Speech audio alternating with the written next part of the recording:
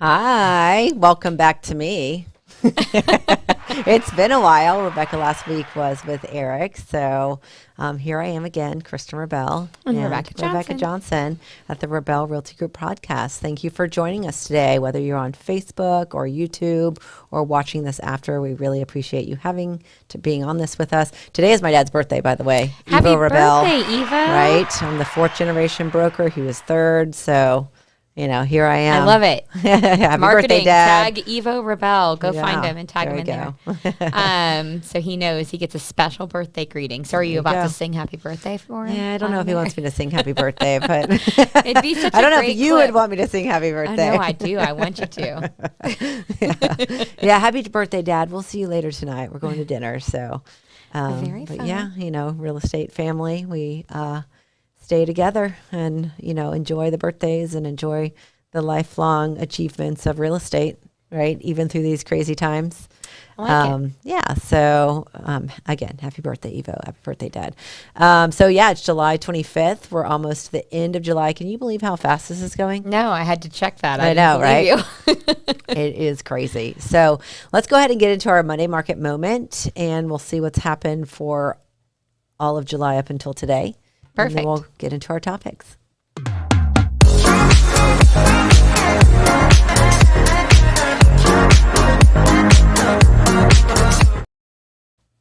All right. Let's take a look at the map, and we will start we were just talking about St. Augustine. So let's talk about St. Augustine. So remember, their active listings run from the beginning of the year all the way up until today. So they currently have 125 active. This is for the beaches area specifically, that, Anastasia Island type property. They have 25 pending and 30 closed so far for the month of July. So a little over one a day. So not too bad. All right, we're going to jump down to Ocala in Marion County. So they have 465 active so far for the month of July, with 428 pending and 363 closed. The Hillsborough, Tampa Bay area, you've got 775 active so far for the month of July, with 693 pending and 694 closed. So those numbers are really close. We're seeing that trend. We'll go up to Gainesville in a minute, but that's the exception. But most areas are starting to see more inventory than they are pending. And then you have little old Gainesville up here with 125 active so far for the month of July, with 213 pending and 186 closed. So, our season's a little funnier up here to me because it's, typically July, people are starting to look back again or restart their search. It's really the end of the push to get in before summer. I did see something interesting. It was on WCJB, so you can go check it out if you want. It was about 5 days ago. But they were saying that the Florida Realtors Association released numbers that show that the prices in our area were up 25% from a year ago, but sales were down like 6.8%. And I think that's, probably true. I think some of it has to do with just the interest rate has gone up, and it did stop some people, but also lack of inventory.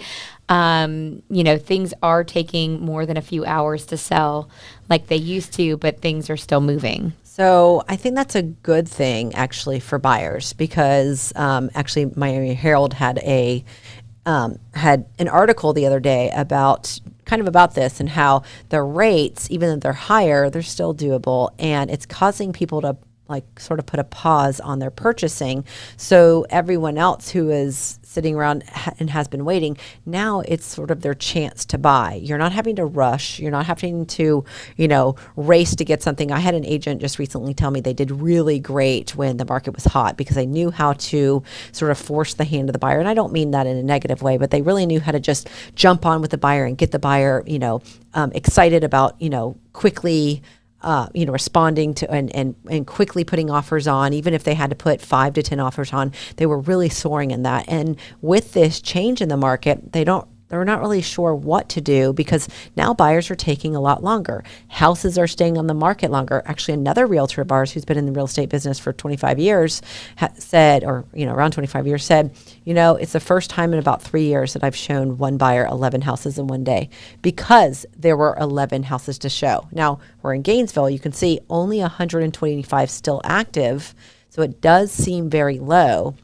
But the fact that there were 11 houses in their price range, and just back in up to April, if there was one house, you were racing to it, 20, 25 offers. Now, not so much. And that was sort of all around the price ranges. There are some that you're still seeing where you're getting multiple offers, but for the most part, not very many are in that price range, are in that sort of war of of the roses anymore, war of the buyers anymore. So now you're having houses stay on longer, buyers being able to sort of pause, take a breath, wait to make an offer. They're not having as many multiple offer situations. So I would say that that's better for buyers. And it's not necessarily bad for sellers either. No, you're not getting offers $20,000 above list price. Sorry, my ring notification's still on. You're not getting so much over list price. There's a lot more negotiations, and you don't have tons of offers, but you're still in a higher price range than you were. They're still up there. You're still making, I think most sellers are making good money when they sell. And now we're hearing less. Oh, I'd love to sell for my high price, but I can't buy because there's not a lot. There's more than there was. So, I like to look at it positively. That there's, still there's houses out there. Back when there wasn't, it was less than 2 months. Now we're 2 months and more and higher. So, and that's what we're seeing around. I think a lot of news articles and, news media and things that you're reading like to put the negative spin on things. Would you agree? I do. And kind of put that fear out there. No, it's a great time to buy. It's a great time to buy right now. And it's a great time to sell still also. You're making some good money there. So look at that little smirk of Rebecca. I know. I'm sorry. We forgot. We got to tell somebody. We have the cutest guest in studio today, and he's distracting. Oh, he's sliding hiding off the sofa. Mason is in the studio today. Yes, Mason's in the studio. And he's adorable. Sorry, he's not adorable. He's a sixth grader. So right. Yep. He's going into sixth grade. We've got, we had one of those days where I'm the only one here around. Hi, you want to come in and say hi? And so he's been hanging out with mom all day, except for the fact that he did go to like a middle school, prep course this morning. It's a camp for middle school. And so he looks totally mortified. Yeah. Pick him up. He had to race over here with me. Then we've got the rest of the day planned. So yeah. Anyway, so the mom life as a realtor, right? I love it. All right. Well, let's get into a couple other topics. Let's see. Back to school. Did y'all know we're talking about school? We may as well pull it up. Back to school sales tax holiday starts today. Yes. And I believe it goes to August 7th. I'm totally annoyed with myself because I took the kids and got back to school shoes and, uniforms. I don't know how this works. Actually, I'm going to read really quick.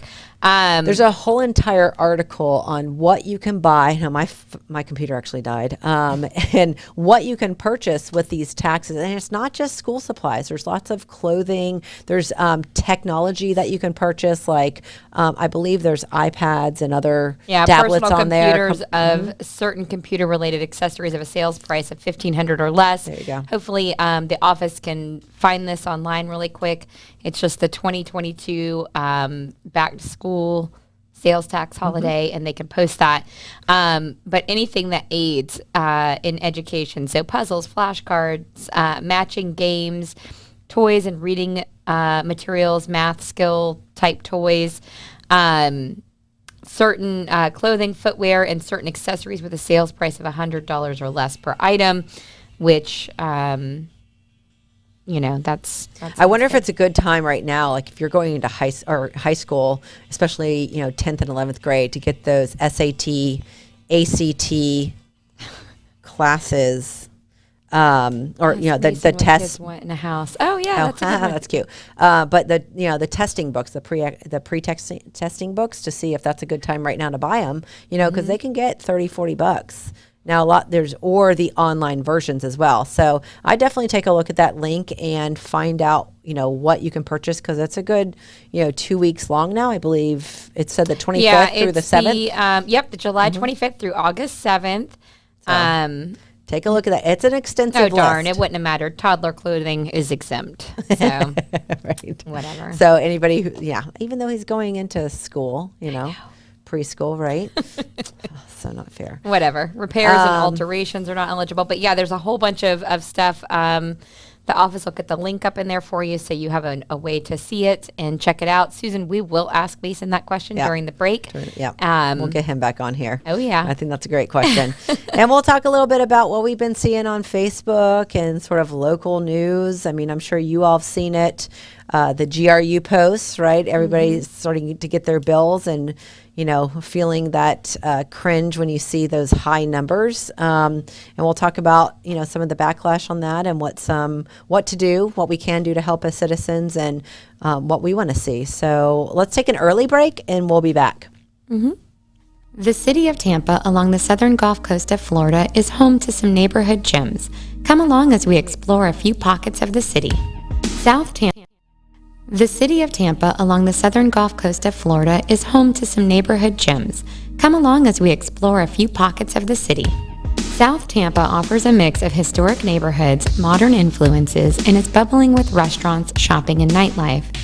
Many find it a desirable location as it houses Bayshore Boulevard, the longest continuous sidewalk in the world, with no shortages of boutiques or beautiful scenic backdrops of Tampa Bay. Outdoor recreational spaces are a big draw to this community for dog lovers and parents alike.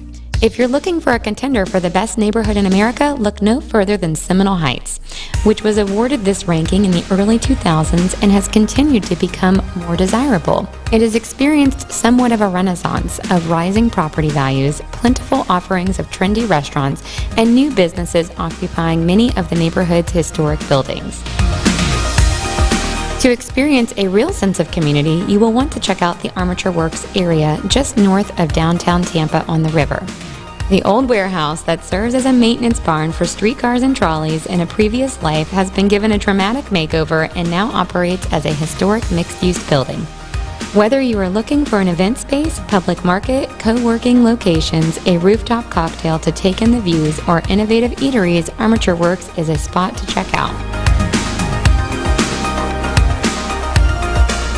If you find yourself in the area, be sure to stop by the Rabell Realty Group Tampa office, which is conveniently located 2 minutes around the block from the Glazers Children's Museum, the Tampa Museum of Art, and the Florida Museum of Photographic Art.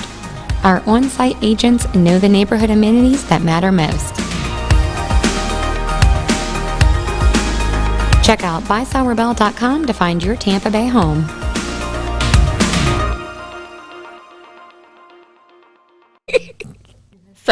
All right, check it out. He doesn't have his, microphone or headphones, but here's Mason.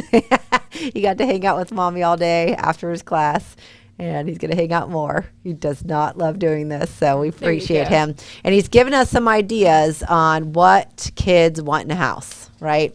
So what's the number one thing you want in a house, Mace? A pool. A pool, right? With a water slide, he said, during the break. Although our insurance companies don't want to hear that, so we will not tell them. We'll just put a sheet over it when Carrie comes by. Just be like, what water Well, Jess slide? is my insurance or agent. Jess, or whoever. Jess, Carrie, Christy, all the good ones. Yep. So what's another thing you want in a house? Put a plant in front of it. What are some other? Wi-Fi. Well, okay. Hopefully you get Wi-Fi in a house. Strong Wi-Fi, so you need to be in an AT&T area. Yeah, there you go. With fiber optic. Although Hale does not have that yet. Tioga has that. Yeah, well, we're a little too old over than Hale. All right, what else? Anything else you said? Oh, and actually, I'll post a list. Air conditioning. Air conditioning. Well, in Florida, actually now on the West Coast with that heat wave and the Northeast, we have some owners over in England, and they were having a heat wave. Yeah, they're having as well. So it's. I mean, everybody's having a heat wave except for Florida, because that's It's that's hot year here. round. We're just used to it. It's year round. Yeah, We're we not have even some. in our hottest month I yet. called a friend yesterday, and she's over in Arizona and Sedona, and she says 111 degrees there, and that's Sounds that West normal for Coast them, heat, though. right? But it's a little hotter there. done. All right, thank you, Mason. You can He's mortified. walk away that way. All right, perfect. That was fun. If He you swings want his us to arms. embarrass your child, please contact us at. All right. So, I mean, speaking of insurance, we'll actually bring that up before GRU. Perfect. So I'll have to pull it up here because I was actually with some agents this weekend or this past week, and they came in. They're all kind of on a hiatus from having to drastically, search for new agents, companies for for those owners who were dropped or couldn't afford the ones, because about 4 or 5 went insolvent this year or dropped out of Florida altogether. And so they've been just, hug your insurance agent. They have been drastically trying to find people. You might need other to companies. cash app them some money. Yeah, there you go. Cash up them. Send them flowers. Send them Buy some 'em a love. coffee. I mean, it's been a tough time to be an insurance It agent. is. But this week, and then Christy Moffitt, who's someone who's been on the podcast and worked with us a lot. But I know Carrie Ward knows about it. Jess Odom, our other agents. They were talking about how there are 17 homeowner insurance companies that are downgrading, and they don't even have a bunch super low ratings, but they're downgrading. And I believe the terminology is that they're basically going to be leaving Florida. And so these insurance agents are hoping I don't think they have the list yet. Maybe today they received the list of the 17. But Bankers, which is a very strong company, has just decided to leave Florida, not become insolvent, but just leave Florida outright. So anybody with Bankers is probably already has their letter or getting their letter that they are being dropped as a Florida insurance company, so they will no longer be insuring houses here anymore. And so those homeowners are having to switch over to another one. Right now, everybody's saying just go to Citizens, which, that's kind of scary. We talked about that before. Citizens is sort of public owned, government owned. Which they typically don't like to see. And correct me if I'm wrong, Carrie, Christy, or Jess, whoever's watching today. But I thought they didn't like to see over 450,000 policies. And we were you probably approaching remember a million. that. Right. So they're doing that, but scary. those legislative changes that took effect, they're not really going to be able to help this because these are insurance companies that don't have a lot of money and just need to get out of Florida, or do have a lot of money and do not want to waste it all in Florida. So it's kind of concerning for me. This is where, I'd say try to stay positive, but, I'm not an insurance agent. I have these insurance agents to help me with all of my questions. And that's, as a realtor, you have your team of people, maybe 2 or 3, outside of your industry that help within your industry. And so they keep us on our toes. They keep us informed. But the fear for me is that we still have about 800 to 1,000 people moving to Florida a day. So that is where, if you're reading national news about real estate, it's not really Florida related, because Florida is still really, really, hot. That's why I was saying it's positive because it's a great time. The list should come out tomorrow. There you go. It doesn't mean those 17 will go under a leave, but it's not a great sign. Exactly. So there's Carrie Ward fixing it. Yes. Yeah. That's what I remember. So Citizens you is close to me 1 with that million policies statistic. now. Also not so great. Thank you, Carrie. Thank you, Elio, for posting those. Those are some answers we needed and wanted to hear. So not all 17. No, those are not answers we want to hear. Well, no, I mean, to help I along. know. Yeah, we don't want to hear those, but to help along with this, comment. But, the thing is that it is great for buyers and sellers right now. But at the same time, how are we going to get insurance for these houses? So we do need to be aware of what's going on as a seller. Right now, I am suggesting to all of my sellers to get a 4-point inspection, which you usually can hire a regular general inspector, or there are some companies that work for insurance companies because the insurance companies require a 4-point. It used to be required for older homes. Now I would say if you're looking to sell your house, get a 4-point. Insurance companies now deem older anything 2012 and back. It's not really old, but it is old now. So they're going to look at the roof. They're going to look at plumbing, including your water heater. They're going to look at electrical and going to look at your house foundation as a whole. If any of these items are not insurable, I could say, you're not going to want to share that as a seller. You're going to want to correct those beforehand. So even though you have insurance, that doesn't mean the new buyer has insurance. And back in the day, way many years ago, when we were trying to get a buyer to purchase a house and they needed insurance, we would say, let's use the insurance company that's already on, insuring the house and pull over that policy. And it was a lot easier. Now it's near impossible. It's actually, some of those companies won't even bring on a new, buyer. And now claims on your house stay with your house and stay with you. So if you're going to buy a house, that claim that you've had on your property is following you. We've talked about this before. Yes, just get a 4-point on anything, not new construction. Good point. Brand new construction doesn't need it, but 4-point on pretty much anything you're buying. It's really, what do you all consider new construction, Carrie? Are you talking about something that was built within that year, or are you guys talking within the last 4 years? I mean, obviously, to me, when it's new construction, it has never been lived in. So once you've moved in, it's no longer new. But I would be curious what the insurance perspective is. We'll wait and see if she answers on that, and it's posted for us to read it. But also, if she has time, because we have a lot of people still buying investment properties and stuff, I would be curious, if you don't mind, Carrie, or we should just have you back on, honestly.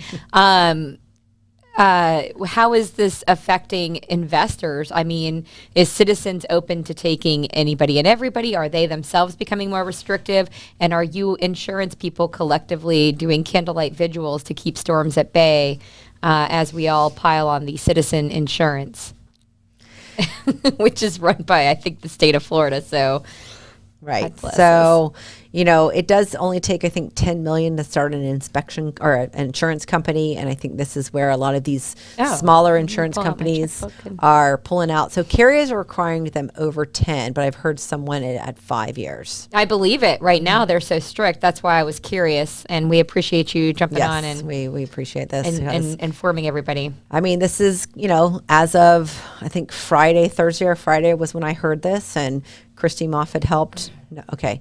Well, not take anything. I'm curious, and it's probably too big of a topic. I know we've talked about short-term rentals, Airbnbs, VBRs. Well, I know that mobile home purchases, and if you're, flipping that, or if you're, short-term, there's a lot of short-term out there right now. I mean, we just got questions this morning from an agent about buyers just wanting to look for short-term rentals. And so, going into that, it's harder to get insurance on those as well. Mobile homes, older homes, I would say if you have insurance on those right now and you haven't, do everything you can to keep that until it's dropped, if it is dropped. So hopefully we won't say it is, whatever you have is dropped. Say the D word on the radio. Well, we could be on the radio eventually, but, on live, podcast, wherever it goes. But, insurance is going to be more and more difficult as this continues in our state, our beautiful state of Florida. There's so many amazing reasons why to live here and move here and buy here, but insurance is not one of them. Sorry, Mason's waving at me. And then, to get into more topics that are really hot topics. Okay. Vacant, short-term rentals, or under construction. So, oh my. I mean, so under constructions, do you mean in terms of flipping under construction or new construction? Because I think that's what you mean, is like you're flipping it. A lot of people, buy houses to flip. If it's vacant, if it's a specialty kind of home, they're probably not going to take it. And so you kind of have to sit there for a little bit with no insurance. That's kind of scary going into, the storm season, which we're sort of in the middle of. So lots of insurance conversations, and we continue to have them because they continue to be at the height of the conversation for Florida real estate. And why you're not hearing this all over the nation is because it really is more Florida. It's our turn. Yeah, it's our turn. Now, granted, we can also talk about, GRU. No, ma'am. You left me 5 minutes, and that is way too big of a topic. You can start it. We're going to talk about it all year round. So let's just continue. Yes. All right. So I'm going to say his name wrong, but Ed Belarkey. I think it's Belarkey because it's cut the malarkey and vote for Belarkey. Okay, let's cut the malarkey and talk to Belarkey. Ed, if you hear this, please come on our podcast. We'd love to have you on here. We know that you are a candidate, for the city, but regardless of talking for the mayoral election. Mayoral election. Right. He's not on the city commission or anything like that. So if you know, we don't have to we can talk about that. We're not saying we're not, what is it? Well, he was the general manager. Yes, and we're not. He did fight them. We're not picking one to come on, but we would love to talk to you about your your experience with GRU and what you can do to inform the citizens of Alachua County, but mostly the city, on how to deal with GRU, what we can do to stop this or help this. So please come on and join us. We'd love to have you. We've reached out to you. We'll reach out to you again. We'd love to have you. Anybody watching that knows, right, exactly, that knows him. I know Alex Black of Enlightened Solar Energy knows him, so I'm going to reach out through that. Try to get you on here to talk about what's happening in the city of Gainesville. So actually, I have a special prize for anybody that posts their GRU bill that has the highest or the lowest rate amount. So, or usage. I would be curious if you're within, you have city water and sewer and electric and gas, all the regular elements of it. I would be curious to hear it, what you got, and I'll send you a little Rabell prize basket. So it's the wattage or the rate, right? Not necessarily the price. We've seen, even the price, because I'm like shocked and horrified. And the correct response is people don't know whether to cry or throw up when they see their GRU bills, which is not how the citizens should be living. And so there's a lot of people calling. Like I said, this is a huge topic for a few minutes, but people are asking online, boycott GRU. What do we do? There's a couple things you can do. The city has an election. You can go to votealachua.com and get the information. So if you know people who live in the city limits, the first thing you can do is the 2022 primary election is August 23rd, but that's also the same time as the city of Gainesville election. Now, historically, those have under 10% of the population show up. And everyone says, oh, it's but the students. It's not. It's people who are registered to vote in the city of Gainesville limits. Less than 10% of you, and sometimes it's only 5% of you, show up to actually vote. So if you are upset about your current GRU bill, you should probably go there and vote. And I would vote for a change of the guard if it was me personally and I was able to vote. That's what I would do. So you're voting people out against people who've been in there. Two commissioners are running for mayor. And I'm not going to name them. It's in the Gainesville Sun. You can go read for yourself. Or what I suggest, if you are truly outraged by it, which this surprises me because I post this on everybody's comments, or every comment section where people are like, this is outrageous. GRU is ripping us off. GRU does have money in reserve, but they are not being allowed to use it because it will downgrade their credit rating, which is a big deal, and a decision that has to be made. But yet the city commission continues to vote, and it is public record, and the Gainesville Sun publishes it every time they do it. But it is public record. Right. Mm-hmm. Everybody's been looked into. And they just, because people do attend the public meetings more often now, but you can watch them online and you can call in or you can go in person and you could stand there and talk to your commission. You'll get a very good vibe of what it actually is like. But they vote for it anytime we need money for the city. So they're using it as a bank account. Slush fund is what I would call ATM. It. But, I'm less diplomatic. But yeah, you should definitely check out what your city's up to. So people are like, what can we do for an immediate thing? Number one, encourage everybody in the city limits that you know to go vote. And if you like what's happening, then continue to vote for the people that are on the city commission. If you don't, vote for somebody else. There's plenty of candidates running, and everything's pretty open. I wouldn't just rely on the Gainesville Sun for my information. If I were you, I would actually look into the candidates and read about them and hear about it. The other thing you can do is collectively, if enough people do it, you can actually write to your legislators and your governor, and they will look at other options. I saw somebody suggest this, and I was like, this is the best idea I've ever heard. We all know the city has tangled with the state before and lost on numerous occasions with our current mayor. And you can actually help fight them, and perhaps the governor or representatives, they would really be the governor, could step in take a look at things and either one, offer another utility option, in which I have no doubt that people would run. They would love that. To, Yep. Or they'll step in and take certain measures to assist. So I think that's one of the better ones. And I'm not going to Voting, publicly writing your governor. Yeah. Voting is always one of the best things. It takes a little time, but voting can go a long way. I think if you read some of the things that the candidates have proposed over the years, you would be horrified. I know I, for one, wouldn't want to drive 25 miles an hour through the entirety of Gainesville. That would be, it would take an hour to get across town. But that's in the paper. I'll let y'all read that. It's from like 4 months back. So Stay you informed. get on these, I watch city the commission, meetings. right? Yep. So you watch the meetings from the comfort of your home. You're not even there. Sometimes I go in person. It Sure, depends. right. But for the most part, I'm just letting everyone know Yeah. you can watch these from the comfort of your home. With your family, by yourself, on your phone, in your car. You can listen to them, watch them. However, obviously don't watch while you're in your car, and know what's going on so that you can make sound decisions. Yes. And voice your opinion out there more and more to people who are not paying attention. So it really is getting involved, paying attention, and being out there. So Yep. and voting if you can. So that's all. All right. I mean, like I said, we quick will be topic. talking about insurance, the GRU situation, the city. Obviously, it's an election year, so elections. We'll be talking about this throughout the whole time. It is really good to be knowledgeable about what's going on. Thank you, Rebecca, for all of that. You're very knowledgeable about that.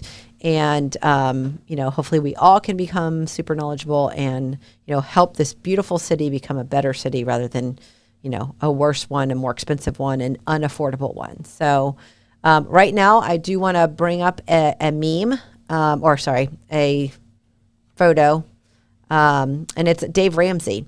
You all probably know him. He's a coach, basically helping you save money by using cash on everything. That's one of his biggest things. But he does say, and this was just from a week or two ago, right now is the best time to buy a house in the next 5 years. And here's why. It's something we've reiterated, but it's also Dave Ramsey is saying that, and he's not a Floridian. Prices are not going to go down. They're going to go up slower, and they're going to not go down, but they're not going to go down. So he's repeating that. And so 5 years from today, houses are going to be more expensive. So this is the best price right now if you're going to buy a house. If interest rates come back down, refinance. There you go. But don't buy waiting on interest rates to come down. So great quote by Dave Ramsey. Thank you, Elio, for providing that. I want to say thank you to Mason for being here and giving your opinions on what you need in a house as a preteen, you could almost say, middle schooler. If your kids want to be involved and they don't have to be here, but can post what they want in a house, we'd love to share it with your kid's name and age. So please send that on our Facebook page, and we will add that on our podcast. That's a kind of a fun little thing to do to see what kids are looking for in a house. So thank you for being on our podcast today, whether you're watching it live or after the fact. Yep. We'll get into our All right. slides. If you have an investment property that has insurance and will continue to have insurance, no, I'm just joking. We'll help you with all that. If you have a rental property that you are tired of dealing with and you are looking for help, we are here to help you. You can reach K&R Property Management at 352-213-6410.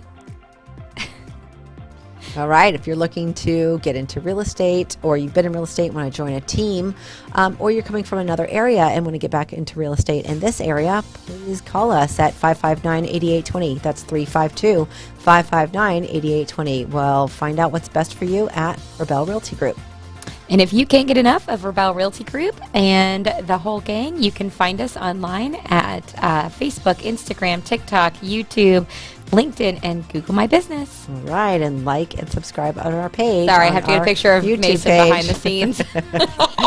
That is great. He's And been so cute. if you want to keep updated with our market and different topics that we talk about here, we've got a blog. So all things insurance, all things real estate, all things local market, Florida market, we do tend to put them up on the blog. We've got some talking about hurricane, being aware and being ready for hurricane preparedness. So we've got that coming up, and quite a few blogs about local neighborhoods. So give us a whirl. Come on, buysellrebell.com and check out our blog. And we'd like to thank the Fiesta Media for hosting this podcast and all of our others. If you are like Mason and would like to have your own podcast, which I think he's expressing some interest, you can reach them at 352-327-5089. I wish I could get a video of him dancing and stuff over here. We'll be here next Monday at 2, like we are every Monday, and I will be back again. And so Mason's coming by to say bye. Thanks for joining us. See you next week.